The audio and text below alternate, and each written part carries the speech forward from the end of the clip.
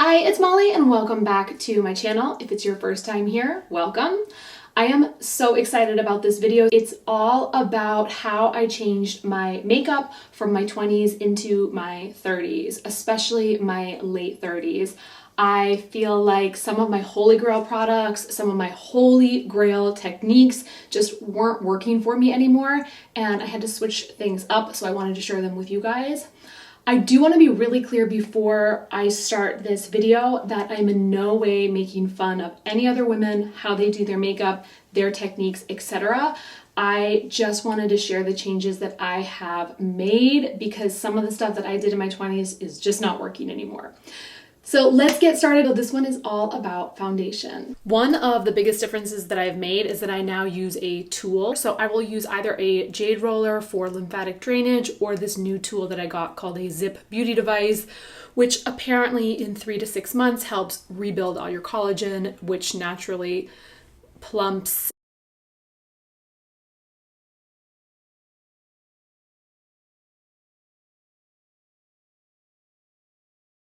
One thing that I make sure to do before I even start my makeup is make sure that my skin is really well moisturized and hydrated. That way the foundation can go on smoothly, it's not clinging to any dry patches, etc. I start out, this is called the DHC CoQ10 Q10 Lotion. It's actually not a lotion, it's a cross between a toner and a serum, and it has a slightly thicker than water texture. I put this all over.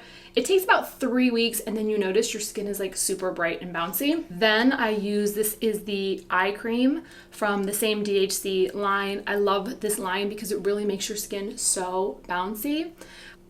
Then I finish up with this Jack Black Double Duty Face Moisturizer with SPF 20. Doesn't make the foundation have flashback or anything crazy. Sinks in really nicely. Start out with these 3 products before I even get any makeup near my face. Next up is primer. One of the biggest switches you can make is to use a primer that is silicone free.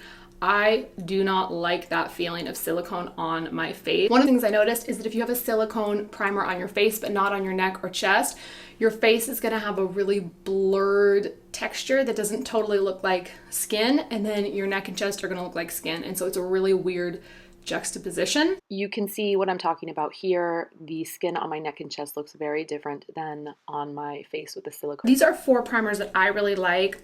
I'll start out with the shimmery ones. This is the Becca BackLight Primer, and it really gives you a nice glow. So if you wake up early and you're looking exhausted, this is a great one. And I just have the little travel sides of this. This is the Giorgio Armani Fluid Sheer, and this is shade 2. And the next 2 are not illuminating, but they just have a really nice hydrating effect. This is the DHC Quick Film Smoother.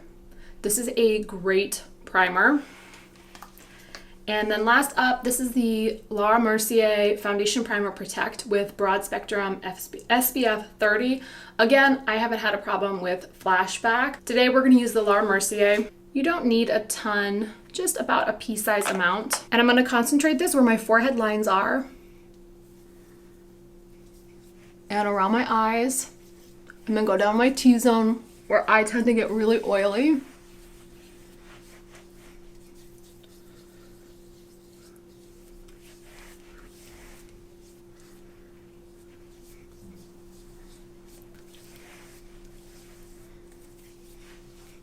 I'm gonna let that sink in for a minute, and while I do that, another big thing I always do now is I make sure that I have a little bit of coverage on my chest. I have a ton of sun damage here. Wah wah. I wish that I was better with sunblock when I was driving in my 20s, but I never put it on when I was driving in the car. So now, as you can see, I have some redness right here. I like to use, this is the Bare Minerals Complexion Rescue Tinted Hydrating Gel Cream Broad Spectrum SPF 30 because it gives me a little bit of SPF and coverage. So I just take a pea-sized amount of that right on my chest. Grab the Tarte foundation brush because it's fast.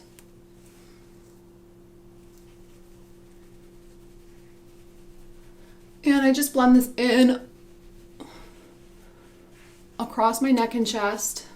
Ooh, sorry, I didn't mean to make this scandalous.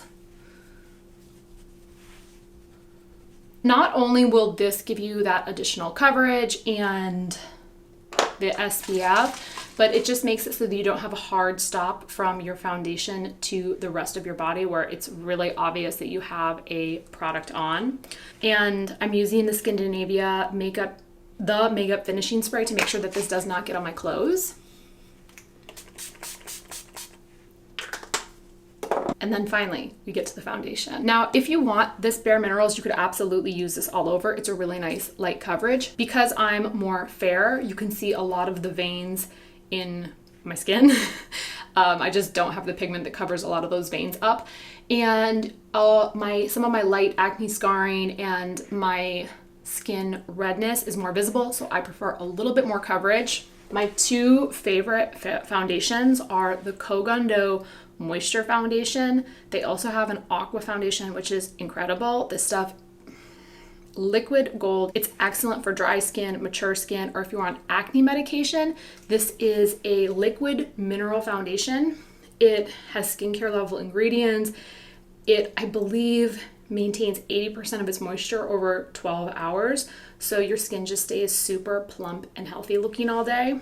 Another product that I love, this is one that people are probably a little bit more familiar with, is the Armani Luminous Silk Foundation. This is a great foundation if you prefer a slightly more matte finish. It still is very satiny, it's just slightly more matte versus the CoQ10. I am going to put in pictures of both right now so that you can see the difference, the finish look between each, because honestly, these are both truly really beautiful.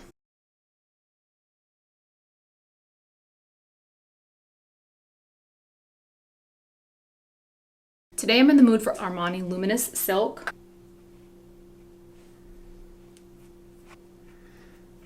As you can see, that is one pump and it is so much product. You do not need to go hog with this. I'm going to be blending it with a brush today. You can absolutely blend it with your hands. I've started using this brush just because it's so fast.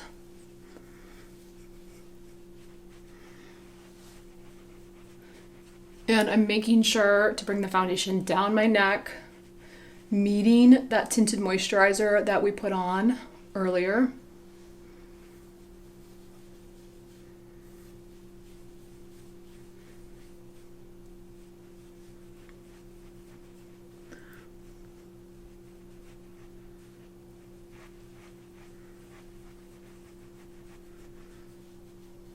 After that first layer of foundation, I try to go in really light, and then I'll actually check and see where I need any additional coverage. And so today I might do just a little bit more right here. Another good trick you can do too is always just put the foundation on the back of your hand. You don't need to put it directly on your face, especially when you go in for this second layer.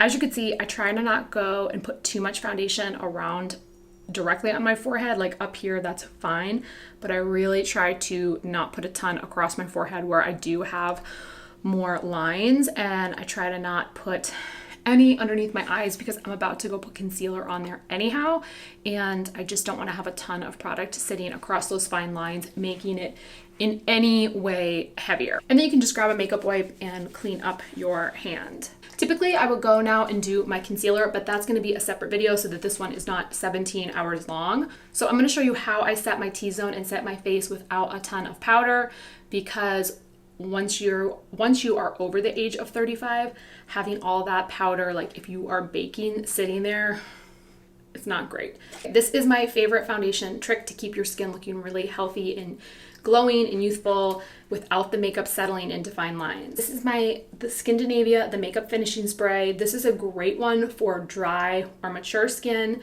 They have a bridal version, which is really pretty, but sometimes makes me look a little bit too shiny if it gets in my T-zone, but it's beautiful for around the face. Around the outside of the face. And they also have an oil control version. If you have oily skin, that one is excellent. It just makes my skin a little bit too taut feeling. So I'm going to take this, and this is my Beauty Blender Pro, the only beauty blender you should buy. It's excellent. It's somehow squishier than the other one. And I spray, this is already damp and it's been sitting out for about 20 minutes to dry. I spray 2 sprays right into the bottom and 2 sprays right into the top. Start to squish that setting spray through. And I start around my jawline Just bounce that setting spray directly into your foundation. I go around the edge of my face.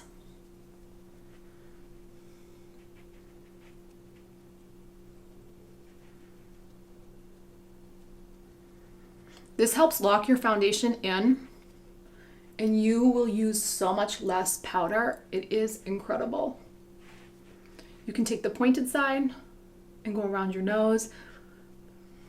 The important thing is to make sure that that setting spray really is squished into the sponge so that it's not lifting your foundation up.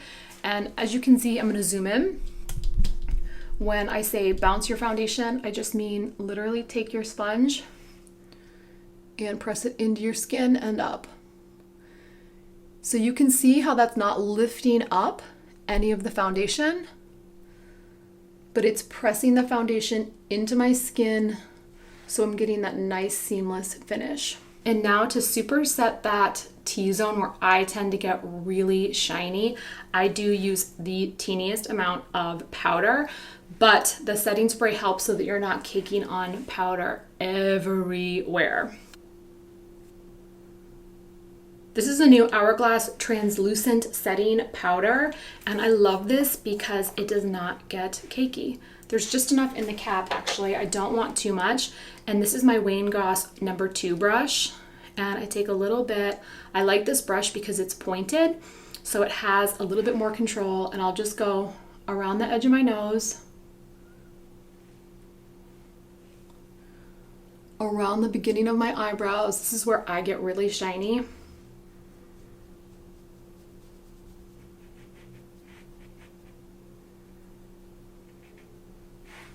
And if there's any other spots, like sometimes by the hairline, I'll get a little shiny. Ta-da! I'm gonna zoom in now so that you can see the foundation up close on my skin.